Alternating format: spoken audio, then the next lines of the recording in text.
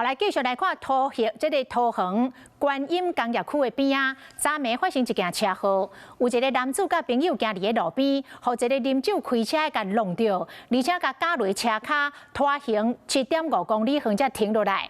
男子受重伤，送病院来开刀，啊，驾驶的酒测高达0.99，第一时间佫想要落跑。 轿车驶伫咧路的看起来无问题，一台奥多麦刷绿伫咧后壁，因为车底搞着一个人。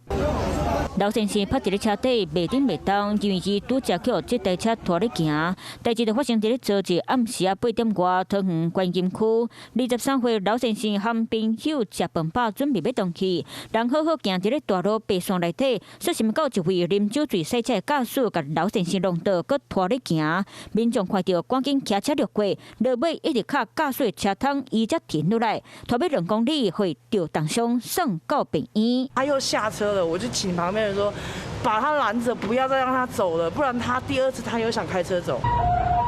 救护人员紧甲查甫人扛起坦克艇，赶紧送到病院。现在还在手术，今天早上手术，然后还没结束。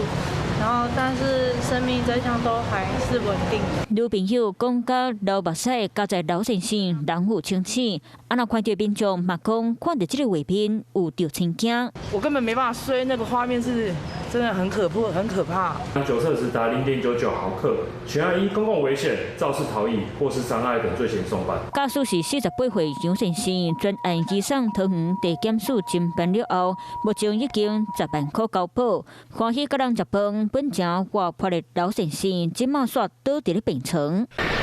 认真查甫人住所在，就伫咧点心档隔壁街，行动去唔免5分钟，煞拄着灾厄，无事无悲剧，够咧行。亲戚朋友敢若希望会当赶紧听到伊好起来消息。